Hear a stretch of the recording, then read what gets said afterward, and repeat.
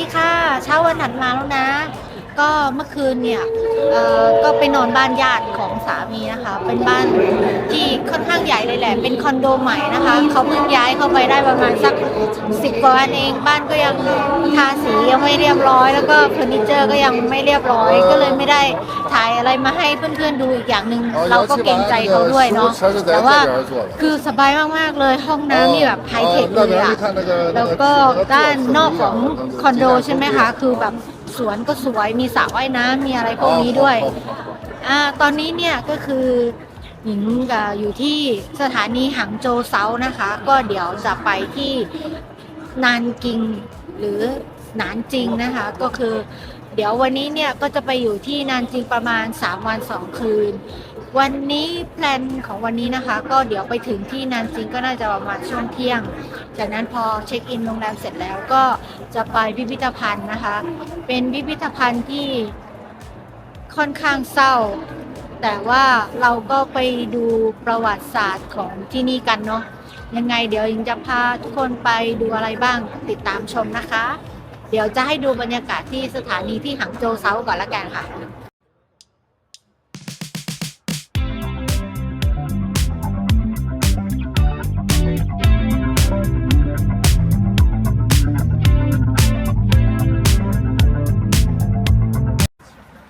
ตอนนี้เรามาถึงที่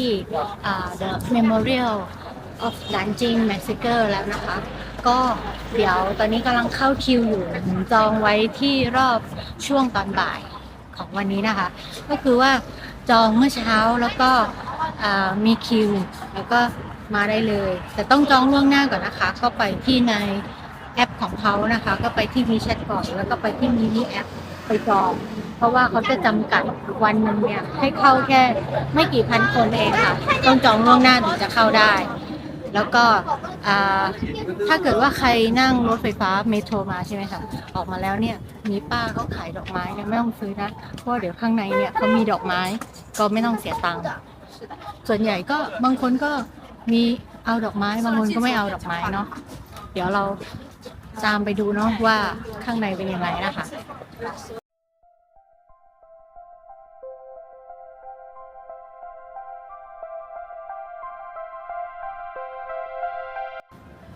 ตอนนี้ก็ตรวจตั๋วเรียบร้อยแล้วนะคะมันก็ไม่เชิงว่าตั๋วหรอกมันก็แค่โชว์ว่าเราได้จองเข้ามาแล้วให้เจ้าหน้าที่ดูนะคะจากในเว็บไซต์ว่ามีชื่อของเราเขาก็ไม่ได้ดูอะไรมากเพราะว่ามันเป็นภาษาอังกฤษตอนนี้ก็กำลังจะเริ่มเดินเข้าไปนะคะอนุสรณ์สถานรำลึกการสังหารหมู่นานกิงประวัติศาสตร์แห่งความโศกเศร้าของชาวจีนเป็นชื่อสถานที่อันเป็นสัญลักษณ์ทางประวัติศาสตร์ซึ่งแสดงถึงความเจ็บปวดของชาวจีนทั้งประเทศที่มีต่อทหารญี่ปุ่นเมื่อครั้งเกิดเหตุการณ์สังหารหมู่ที่นานจิงในปี 1937 ถึง 1938 ในเหตุการณ์ครั้งนั้นเต็มไปด้วยความโหดร้ายและทารุณผิดมนุษยธรรมขอรำลึกเหยื่อเหตุการณ์สังหารหมู่นานกิงโดยผู้รุกรานชาวญี่ปุ่นของจีนหรือ The Memorial Hall of the Victims in Nanjing Massacre by Japanese Invader ถูกสร้างขึ้นบนพื้นที่เกิดเหตุจริงของเหตุการณ์สังหารหมู่นานจิงโดยเริ่มเปิดให้ประชาชนเข้าชมอย่างเป็นทางการเมื่อวันที่ 15 สิงหาคม ปี 1985หลังจากผ่านกระบวนการก่อสร้างมานานกว่า 30 ปีหออนุสรณ์แห่งนี้ได้เติบโตขึ้นเป็นพิพิธภัณฑ์ชั้นหนึ่งระดับชาติที่ได้รับการยอมรับอย่างกว้างขวางในระดับนานาชาติหอระลึกแห่งนี้มีพื้นที่รวมทั้งสิ้น 130,000 ตารางเมตรมีพื้นที่จัดแสดงนิทรรศการ 20,000 ตารางเมตรภายในอาคารจัดแสดงเอกสารประวัติศาสตร์ต้นฉบับสิ่งของโบราณและภาพถ่ายประกอบกับประติมากรรมนอกจากอาคารหอรำลึกหลักแล้วที่แห่งนี้ยังมีการจัดตั้งอาคารเสริมเพิ่มเติมโดยมีนิทรรศการถาวรที่จัดแสดงอยู่3เรื่องหลักได้แก่ นิทรรศการบันทึกประวัติศาสตร์เหตุการณ์สังหารหมู่นานจริงนิทรรศการธาตุกามารมณ์ในช่วงสงครามโลกครั้งที่2ถึงการสร้างระบบหญิงบำเรอของกองทัพญี่ปุ่นและอาชญากรรมที่ก่อขึ้นของกองทัพจากเดนอาทิตย์อุทัยส่วนนิทรรศการสุดท้ายคือ3ชัยชนะเรื่องชัยชนะอันยิ่งใหญ่ของประชาชนจีน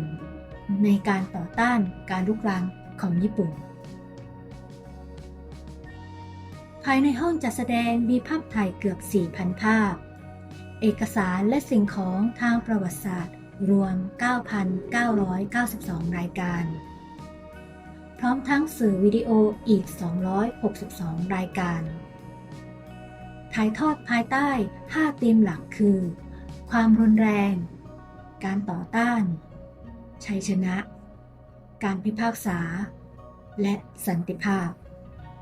นอกจากนี้ยังมีการจัดแสดงพื้นที่หลุมฝังศพหมู่ที่ค้นพบในช่วงเหตุการณ์สังหารหมู่ที่นานจริงจำนวน 3 จุดซึ่งแสดงร่างของเหยื่อที่ค้นพบในปี 1984 1998 ถึง 1999 และปี 2006 บริเวณนั้นเองผู้เชี่ยวชาญด้านนิติวิทยาศาสตร์โบราณคดีและประวัติศาสตร์ได้ระบุว่ามีโครงกระดูกถูกฝังอยู่มากถึง 208 โครงเลยทีเดียวอีกทั้งยังเก็บรักษาสิ่งของและเอกสารทางประวัติศาสตร์มากกว่า 6,000 รายการรวมถึงกล้องถ่ายภาพยนตร์เงียบที่บาทหลวงชาวอเมริกันจอห์นมาเก้ใช้บันทึกเหตุการณ์สังหารหมู่ที่นานกิงพร้อมข้อมูลการบันทึกต่างๆซึ่งในโซนนี้ไม่อนุญาตให้ถ่ายวิดีโอมาให้ชมนะคะต่อมาเรามาฟังเหตุการณ์ย่อๆกันนะคะว่าในตอนนั้นเนี่ยเกิดอะไรขึ้นบ้างเหตุการณ์สังหารหมู่ที่นานกิงเกิดขึ้นหลังจากกองทัพญี่ปุ่นได้ละเมิดกฎหมายระหว่างประเทศอย่างโจ่งแจ้งและได้ยึดครองเมืองนานกิงเมืองที่อดีตเคยเป็นเมืองหลวงของจีนเมื่อวันที่ 13 ธันวาคม ปี 1937 โดยตลอดระยะเวลา 6 สัปดาห์ทหารญี่ปุ่นได้เข็นฆ่าพลเรือนและทหารไร้อาวุธของชาวจีนราว 300,000 รายรวมไปถึงข่มขืนกระทำชำเราหญิงชาวจีนไม่ต่ำกว่า 20,000 คนทั้งหญิงสาวคนท้องหรือแม้กระทั่งผู้สูงวัยญี่ปุ่นใช้วิธีการหลอกลวงเฉลยเพื่อนำไปประหารหลายวิธีเช่นให้สัญญาว่า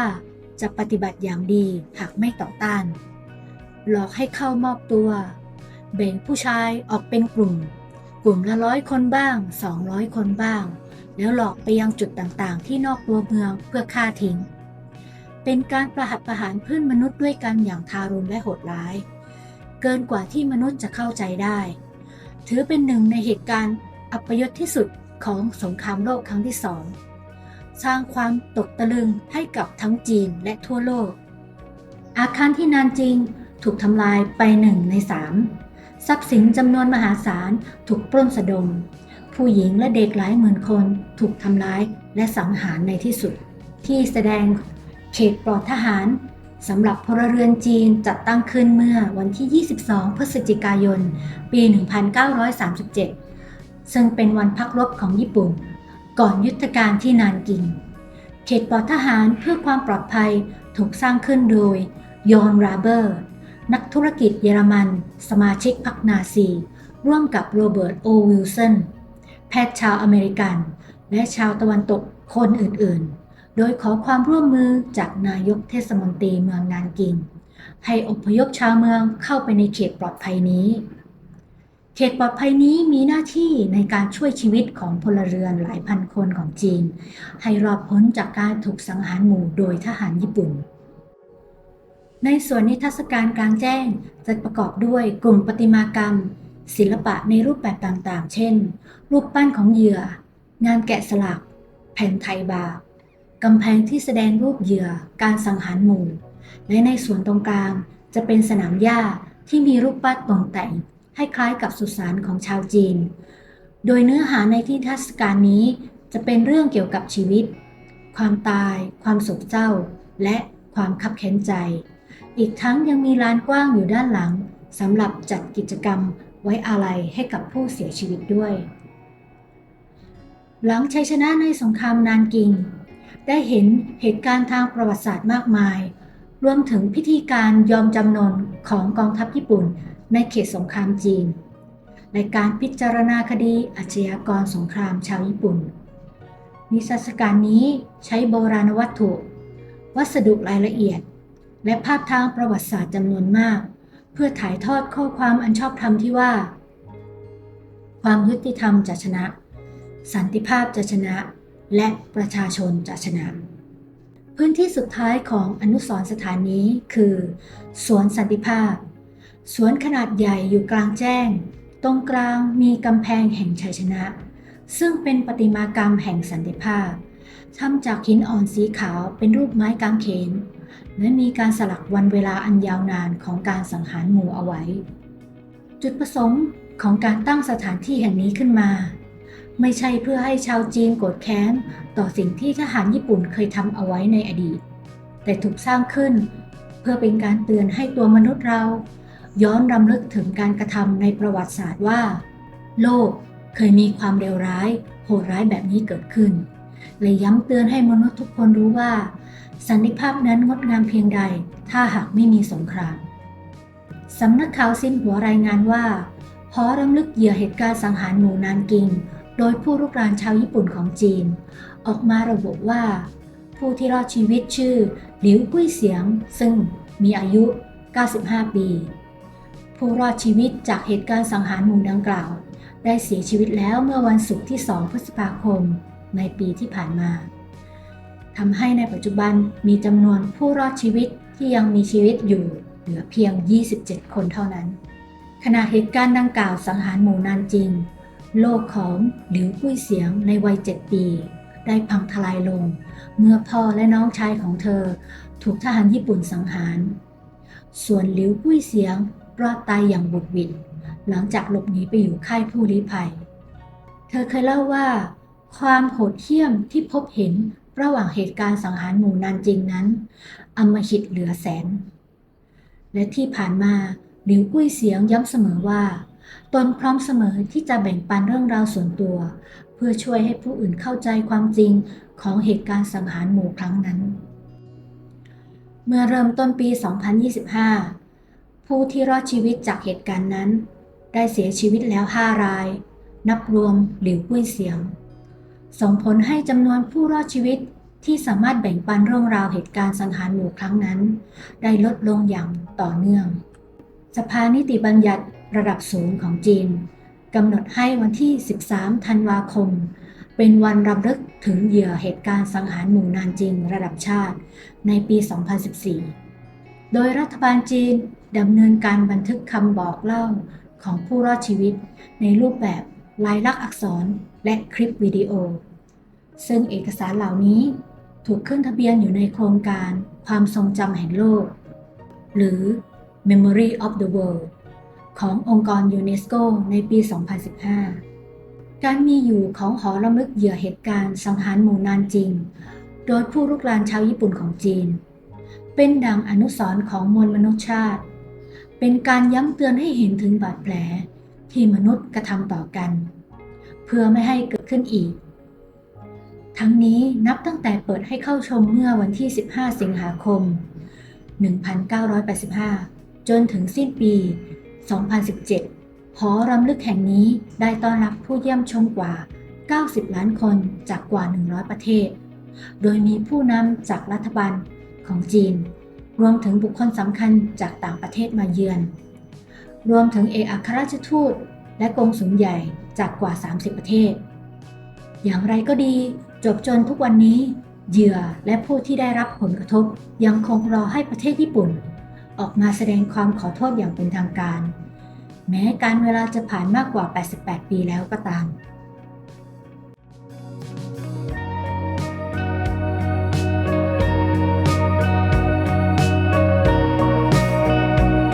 ก็เดินชมพิพิธภัณฑ์นะคะเรียบร้อยแล้วนะคะตอนนี้ก็เดินออกมาจนถึงที่ตรงสแควร์พีซสแควร์นะคะก็ตามที่ เคยดูรีวิวจากของช่องอื่นๆแล้วก็จากที่เป็นคนที่ชอบดูอะไรเกี่ยวกับพวกนี้หนังหรืออะไรเกี่ยวกับเอ่อสงครามนานกิงหรือสงครามโลกครั้งที่2อะไรพวกนี้อยู่แล้วก็รู้สึกว่าเหมือนเคยมาที่แห่งนี้อาจจะเป็นเพราะว่าเราดูวิดีโอไว้เยอะก็เลยรู้สึกว่าเหมือนเราเคยมาที่นี่ครั้งหนึ่งด้วยตัวเองมาเห็นทุกอย่างด้วยตัวเองกับตาแล้วก็มารับรู้ถึงความรู้สึกว่าความเจ็บปวดความสูญเสียมันเป็นยังไงก็จริงก็รู้สึกเศร้าแหละแต่ก็มันเป็นประวัติมันเป็นประวัติศาสตร์แล้วเนาะทีนี้เราก็ต้องดำเนินชีวิตต่อไปอืม ก็หวังว่าเอ่อผู้ที่เสียชีวิตผู้ที่จากไปจากในเหตุการณ์นั้นก็ไปอยู่ในที่ที่สุคติ แล้วก็ขอให้มีสันติอันยืนยาวต่อไปในโลกนี้